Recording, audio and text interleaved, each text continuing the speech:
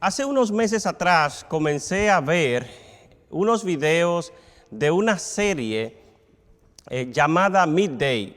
Y esta serie consiste en narración de accidentes de aviones.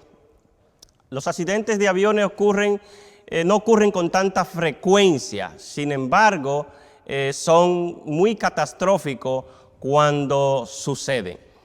Así que en uno de los episodios que yo estaba viendo, la tripulación estaba lista, el vuelo estaba todo aparentemente perfecto y los pilotos hicieron su chequeo, su lista de chequeo antes de despegar aquel avión. Los pasajeros estaban cómodos en sus asientos, solo que los pilotos olvidaron activar un botoncito, un switcher que tenía la función de comprimir o de tener el oxígeno funcionando dentro del avión. Este botoncito es importante que esté activado porque cuando el avión se eleva a una altura de 30 a 40 mil pies, ya el oxígeno no es puro allá arriba y entonces el avión tiene un sistema de procesar el oxígeno. De esa manera, los pasajeros pueden estar cómodos, respirando bien mientras están elevados a esa altura. Mientras el avión está en una altura baja, los pasajeros pueden todavía respirar. El avión despegó y todo parecía estar muy bien, el clima, y parecía un vuelo perfecto. Sin embargo, cuando el avión logró la máxima altura, los pasajeros comenzaron a marearse. Uno tras uno se fueron mareando y quedaron dormidos por la falta de oxígeno. Los pilotos no se daban cuenta de que el switcher estaba desactivado y ellos también comenzaron a sentirse un poco mareados. Cuando intentaron activar las cámaras de aire para ellos, el copiloto cayó desmayado y cuando el capitán vio, no tuvo ya mucho tiempo y él también se desmayó. Por alrededor de 3 horas, el avión voló sin rumbo hasta que se acabó la gasolina y entonces cayó a tierra. Todos perecieron y todo, hermanos, por un pequeño error, un switcher tan pequeñito pero tan significativo que era para que esta tripulación más los pasajeros pudieran llegar hasta su destino sanos y salvos. En esta mañana quiero invitarle a la palabra de Dios y allí vamos a ver algo de mucha importancia. La lectura que el pastor Sid nos leyó hace un momento es una que es un poco conflictiva y desde el punto de vista de la ética de la vida es muy controversial. ¿Por qué? Porque en esta historia Dios manda al rey Saúl, el primer rey de Israel, a que haga una guerra contra los amalecitas y Dios le da la ordenanza, como vimos en Primera de Samuel, el capítulo 15, versículos 2 y 3, pero en el versículo 3 específicamente Dios le dice a Saúl: ve pues y hiere a Amalec y destruye todo lo que tiene, no te apiades de él. Y dice: mata a hombres, mujeres, niños y aún los de pecho y también a los animales. Muchas personas encuentran conflicto con este versículo porque siendo Dios un Dios tan amoroso, tan misericordioso, compasivo, ¿cómo es que Él manda a cometer este genocidio a esta nación, incluyendo a los niños de pecho. Mucha gente contradice el carácter de Dios porque Dios ha hecho este mandato y mandó a Saúl a ejecutar este genocidio. Sin embargo, yo quiero decirle que la Biblia se interpreta a sí misma y nosotros podemos encontrar en la Biblia una explicación. Yo por mucho tiempo tuve dudas también de cómo podía ser posible. Sin embargo, nosotros aprendemos que Dios es soberano, que Dios todo lo sabe, que Dios todo lo puede. Y si Él lo mandó a hacer por alguna razón, y muchas veces aceptamos eso, pero hay personas que les gusta cuestionar y dicen, no, yo no puedo aceptar que eso sea posible. En este mundo hay dos grupos, los que odian la vida y ellos provocan abortos, son terroristas, asesinos y le quitan la vida a su prójimo, a las demás personas sin misericordia. El otro grupo son aquellos que se llaman pro-life, pro-vida. Y este grupo pues conserva la vida, promueve la vida, promueven los matrimonios heterosexuales que producen otras vidas. Y estas personas son amantes y defensores del ser humano.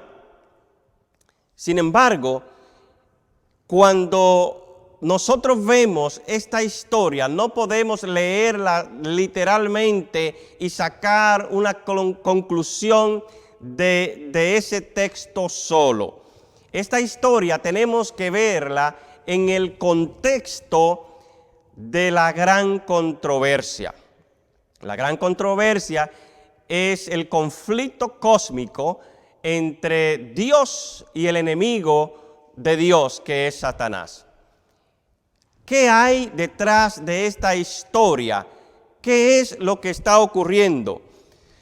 Es mi intención en esta mañana el poder aclararle un poco lo que está ocurriendo en esta porción, en este relato bíblico.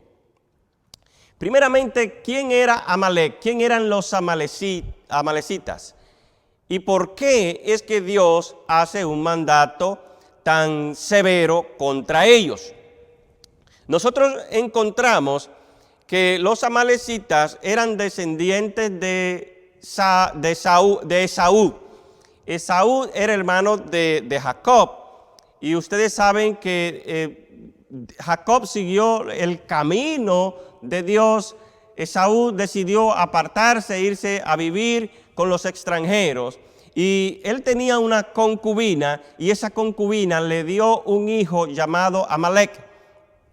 Y de ahí descienden los amalecitas. Así que ustedes pueden ver ya el asunto de la controversia. Había controversia entre había controversia entre Jacob y Esaú, y nosotros vamos a ver entonces que entre sus descendientes también continúa la controversia. El pueblo de Amalek, los amalecitas, 400 y tantos años después de que se cumple el cautiverio Egipto y el pueblo de Israel viene saliendo, caminando por el desierto hacia la tierra prometida, se opone que el pueblo de Israel avance hacia la tierra prometida. Hermanos, si el pueblo de Israel no sale de Egipto y va hacia la tierra prometida, las promesas que Dios había hecho de un Mesías no se hubiesen cumplido. Así que nosotros podemos ver que lo primero que hace Amalek, los amalecitas, es que se oponen que Israel avance por el desierto y vienen y atacan a Israel. Así que ellos aparecen en la Biblia como los primeros que atacan a Israel y le hacen guerra. También, a consecuencia de eso, Dios le dice a Moisés, mira, escribe en un libro lo que los amalecitas han hecho, porque viene un tiempo, viene un día en el cual yo voy a juzgar a Amalek y lo he de desaparecer de la faz de la tierra. Entonces nosotros observamos que ya Dios había prometido que por lo que ellos habían hecho y por la oposición que están haciendo afrenta al pueblo de Dios, Dios sabe que ese pueblo va a continuar provocando a su pueblo y por ende va a tratar de eliminar al pueblo de Israel. Entonces Dios da la sentencia. Cuando Saúl se hace rey de Israel, Dios lo que le había dicho a Moisés que escribiera hace mucho tiempo, lo que Dios había prometido, entonces le pide a Saúl ahora que lo cumpla, que lo ejecute. Podemos encontrar que Saúl se hace responsable y organiza su ejército y va y hace guerra contra Amalek, contra los amalecitas. Ahora, para nosotros entender, todavía esto no da lógica, decir, ok, y por eso tenían que morir los niños de pecho, los niños pequeños, las mujeres, tenían que morir los animales también. Todavía no tenemos una respuesta para eso, pero vamos a hacer un poco más de historia y nosotros vamos a ir concluyendo qué es lo que está pasando en este tema de la gran controversia. Para entender un poco más, nosotros necesitamos saber esa historia y qué envuelve. Le decía que Saúl fue el primer rey de Israel.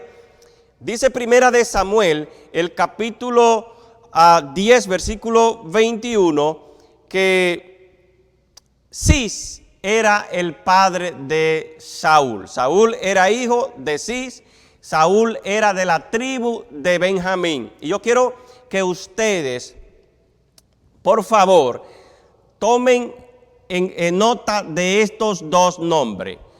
La tribu de Benjamín, de la cual descendía Saúl, y quién era el padre de Saúl, porque eso nos va a ayudar más adelante a entender el asunto de este conflicto. El padre de Saúl, Cis, eran descendientes de la tribu de Benjamín. Esos dos datos son importantes porque lo voy a necesitar al final. Así que si usted quiere, escríbalo allí en la página. Esté pendiente porque esto volvemos nuevamente en un momentito. Cuando Dios manda a Saúl a ejecutar la orden de eliminar a los amalecitas, Saúl fue y aparentemente cumplió la orden. Hizo guerra y asoló a los amalecitas, excepto que dice en Primera de Samuel, el capítulo 15, versículo 8, nos dice allí que tomó Saúl vivo al rey Agag. Tomó vivo al rey Agag, que era el rey de Amalek, pero todo el pueblo mató a filo de espada y Saúl y el pueblo perdonaron a Agag. Ahora miren lo siguiente. Dios había mandado a que eliminaran a todos, incluyendo los animales. Pero Saúl no cumple el mandato de Dios y se sale con las suyas y entonces perdona al rey. Resulta que Dios encuentra a Saúl desobediente porque él no cumple el mandato de Dios. Dios se había dicho, elimínalos a todos, pero él dejó a uno, dejó al rey Agag, lo dejó vivo. Hermanos, puedo estar hablando para alguien aquí en esta mañana con quien la historia puede conectar. Titulamos este tema en esta mañana, el virus, mátalo a tiempo. ¿Y por qué? Porque hay cosas que no se pueden dejar para después. No se pueden dejar para después. Desenfoquen en su mente un poco de lo que es la matanza, la guerra. Pero hay cosas que no se pueden dejar para después. Y especialmente nosotros sabemos que los virus atacan el sistema inmune. Y si usted anda con ellos a tiempo, usted puede evitar muchas complicaciones. Y nosotros estamos viendo que muchas de las personas hoy día que se están enfermando del virus COVID-19 tienen complicaciones porque muchas veces no andan a tiempo, y no quiero ser insensibles con lo que se enferman, porque sabemos que esta es una realidad que estamos enfrentando muy seria. Sin embargo, hay virus que hay que detenerlo a tiempo, porque si no, se van a los pulmones, causan una neumonía o pueden causar un problema respiratorio complicado y hacer entonces que la persona pueda inclusive hasta fallecer. Puede haber algún virus en tu vida, porque todos hemos sido afectados por el virus del pecado, pero puede haber algo en tu vida que esté allí vivo todavía, que Dios ha dicho, mátalo, pero todavía lo conserva y te queda alrededor de eso. Puede ser un vicio, puede ser una debilidad, puede ser un pecado acariciado. El Señor dijo a Saúl, mátalo a todos, pero él dejó vivo uno. Y a veces nosotros hacemos lo mismo también, dejamos un virus por ahí, dejamos un pecadito por ahí. Esto no me afecta mucho, yo creo que Dios no se va a enojar con eso. Y nos acariciamos ese tipo de cosas y la mantenemos viva en nuestra vida, no sabiendo que eso puede traer consecuencias muy terribles. Y es lo que quiero mostrarle en lo siguiente en este momento. Nosotros vemos que Dios mandó a Saúl a ejecutar esa orden. Sin embargo, hay una situación con esto de Saúl haber dejado vivo al rey Agag. Sabemos que la historia dice que Samuel después ejecutó al rey. Pero ¿qué tal de los descendientes del rey? De alguna manera sobrevivieron. Saúl no ejecutó la orden completa.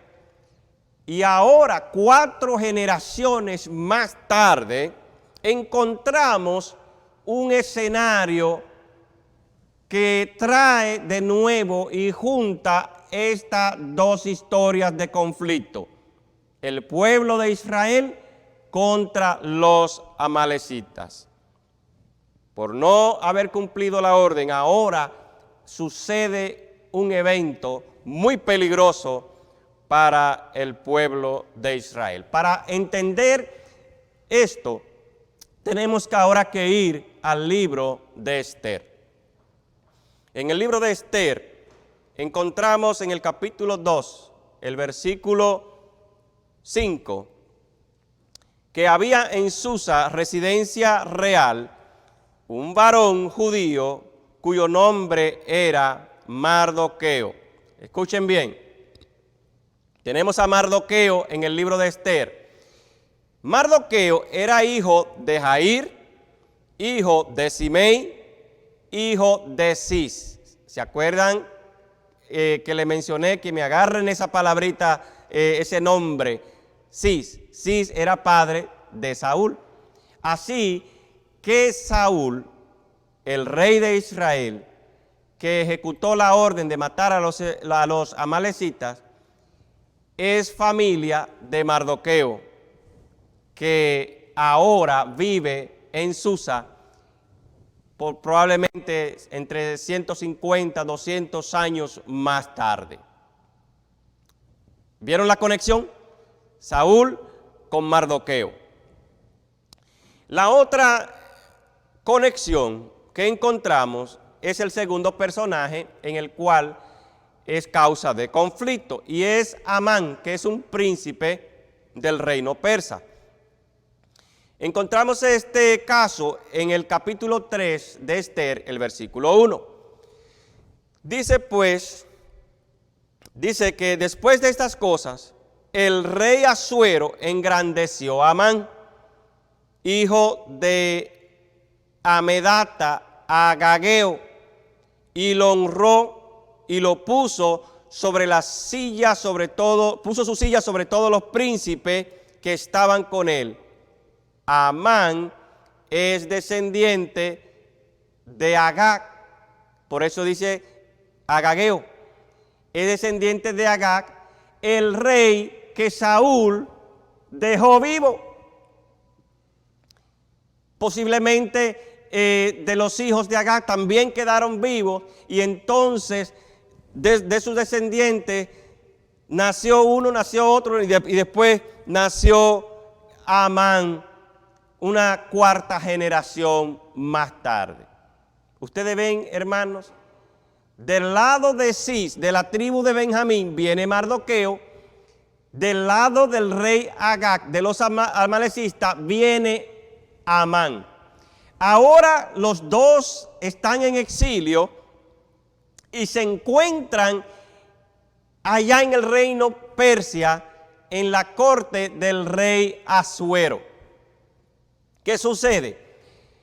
Amán es exaltado un príncipe, el principal de todos. Y el rey le dio una autoridad especial.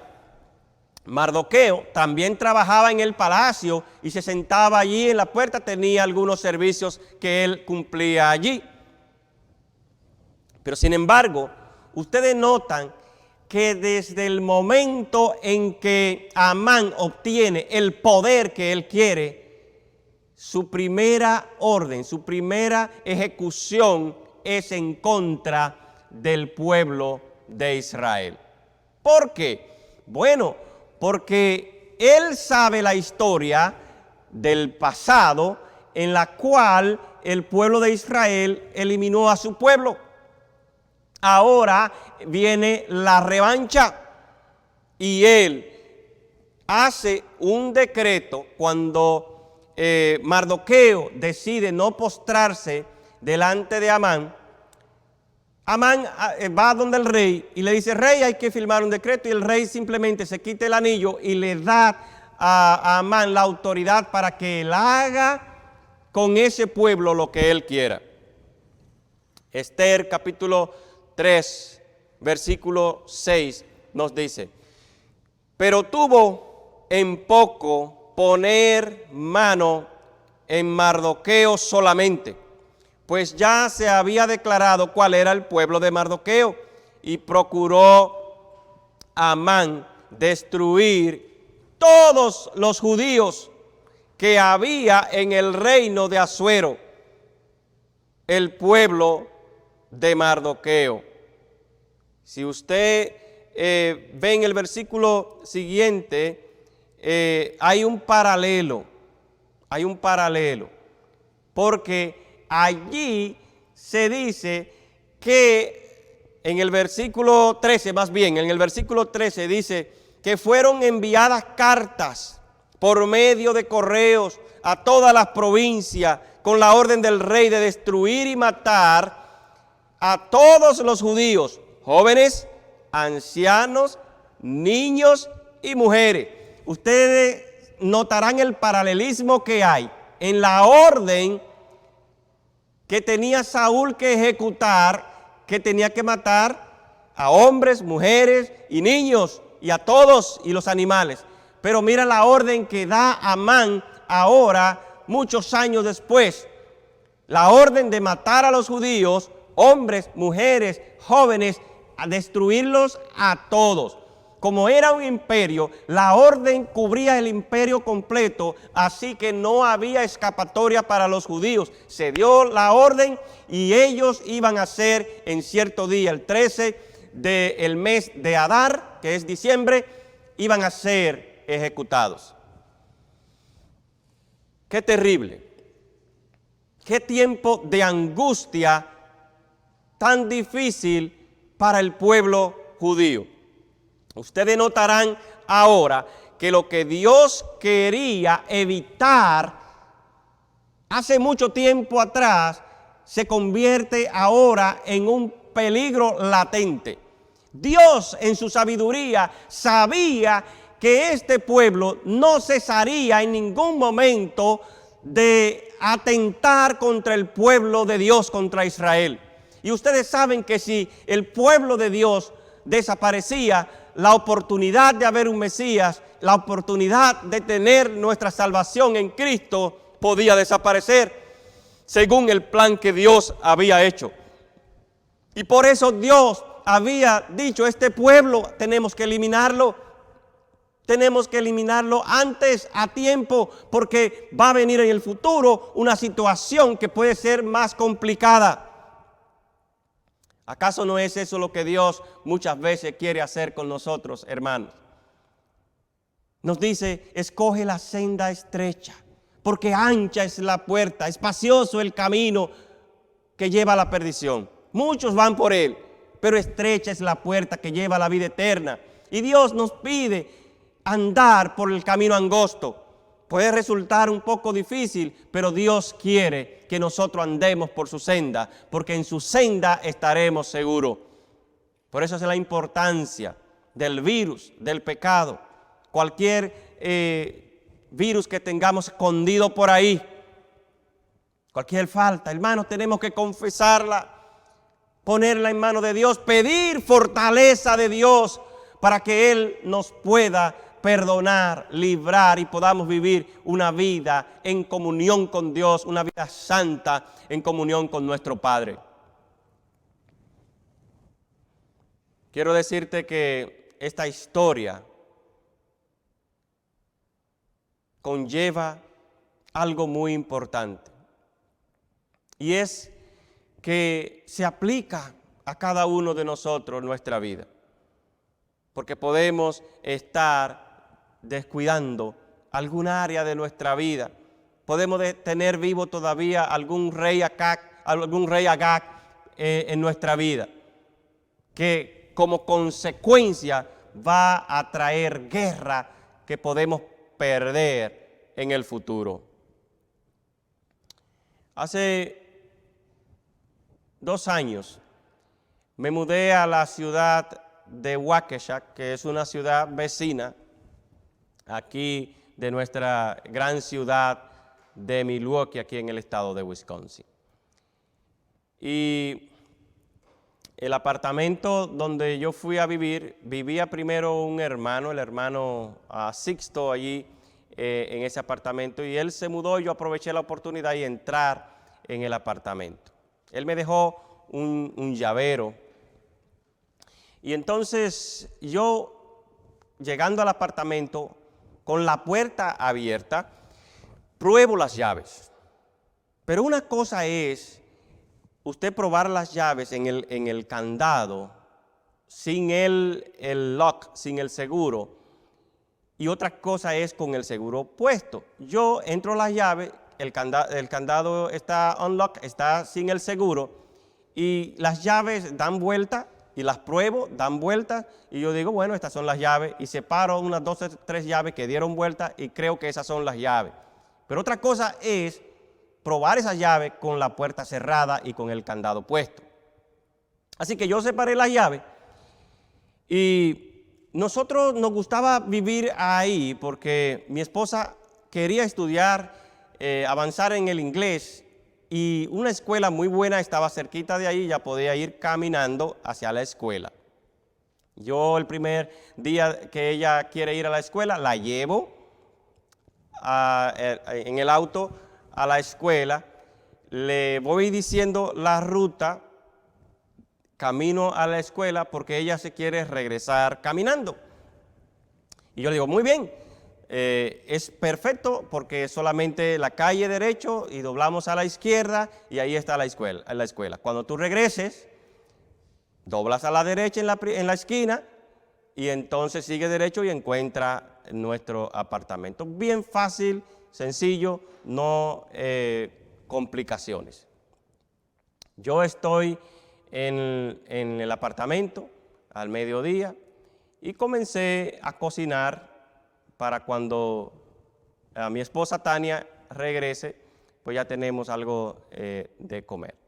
Entonces yo agarré el sartén y allí estoy con el sartén, lo pongo en la estufa.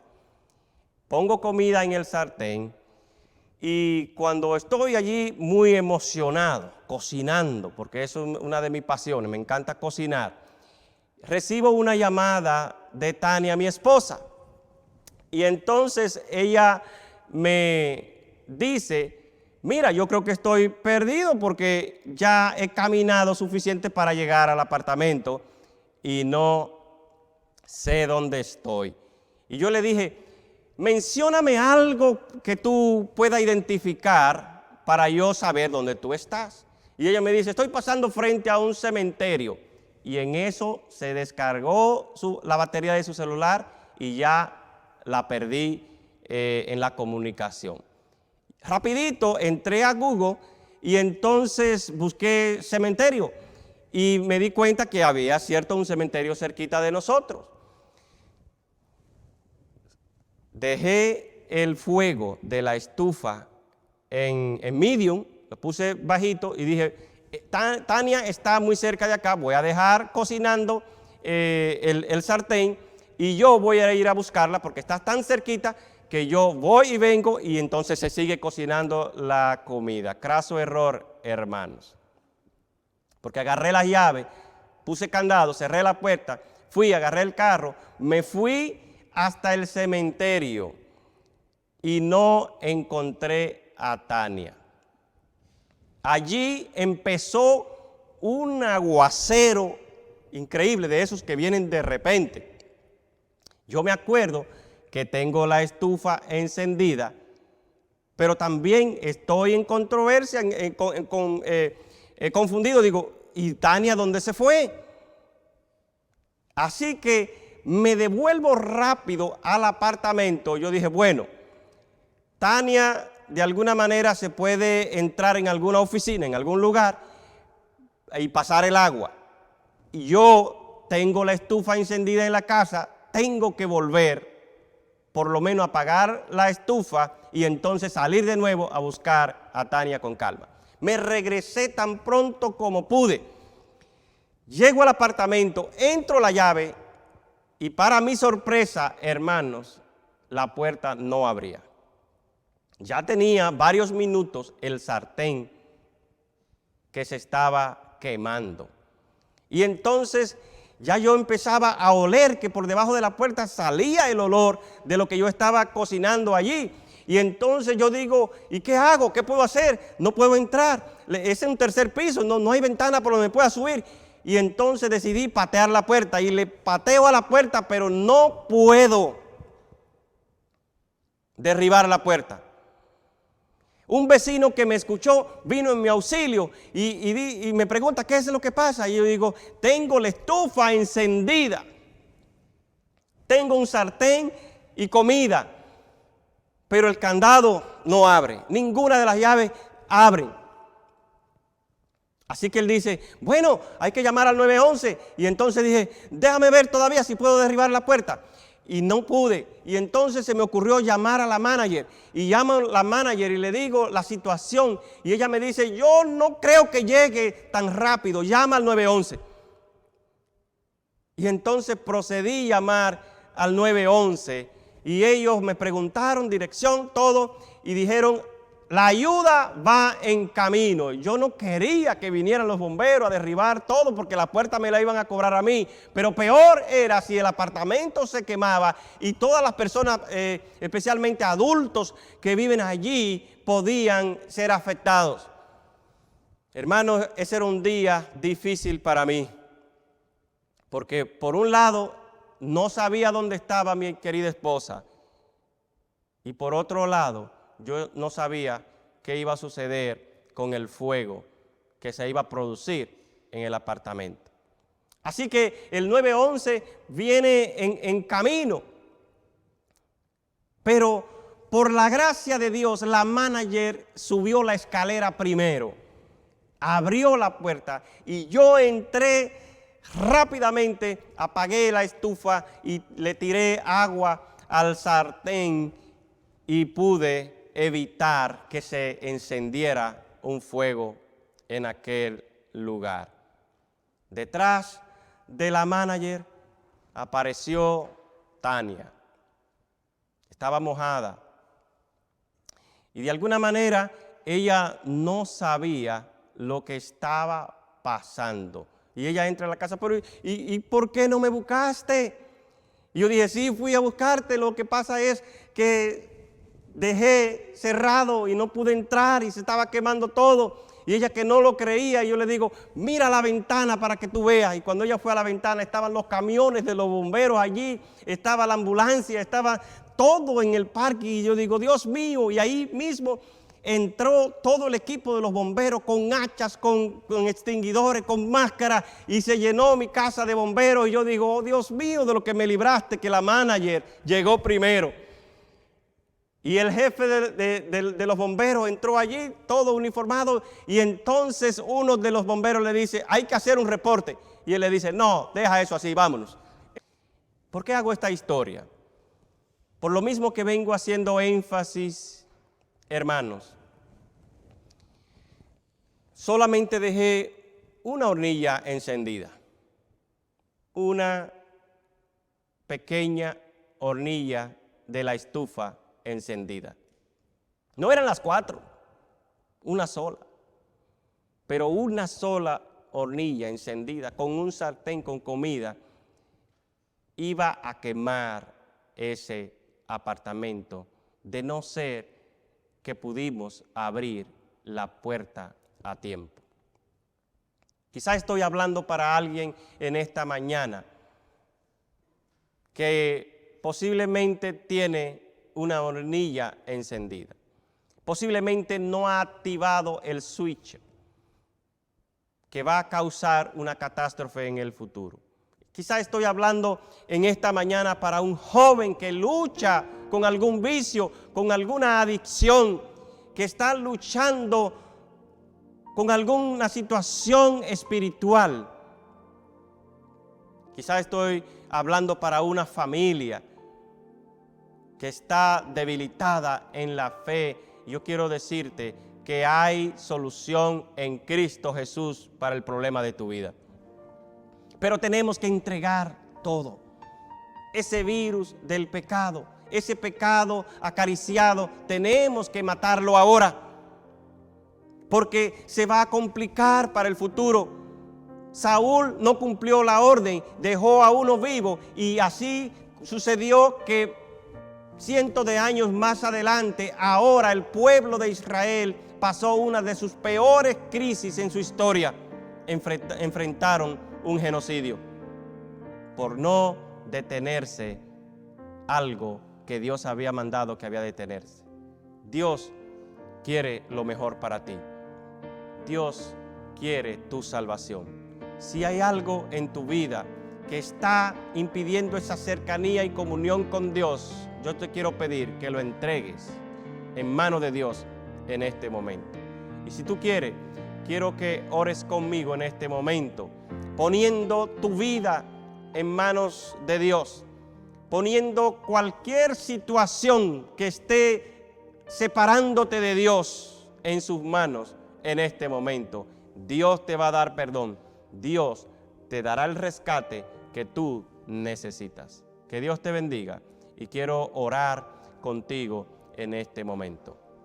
Padre amado que moras en los cielos, imploramos tu nombre y tu presencia. Te damos honra y gloria porque tú eres un Dios sabio que ves el futuro desde el principio. Y tú sabes, Señor, que muchas de las cosas que hacemos pueden traer consecuencias muy terribles para nuestra vida, nuestros descendientes, nuestras familias. Por eso, Señor, entregamos delante de ti, en tus manos, Señor, entregamos nuestras vidas. También entregamos nuestras debilidades. Señor, si hay alguien que está lidiando con un vicio, con una adicción, con un pecado acariciado, con un carácter inapropiado. Oh Señor, allá donde me están escuchando, en sus hogares, quizá para ese joven que lucha y lucha y no puede ser fiel, te pido, Señor, perdón para todos nosotros. Y ayúdanos y danos la victoria, porque Cristo Jesús murió por cada uno de nosotros para darnos salvación. Por eso, Señor, nos ponemos en tus manos y te pedimos, Padre, que nos rescate de cualquier situación en que nos encontremos, porque queremos estar cerca, más cerca de ti. Te lo rogamos en el nombre de Jesús. Amén.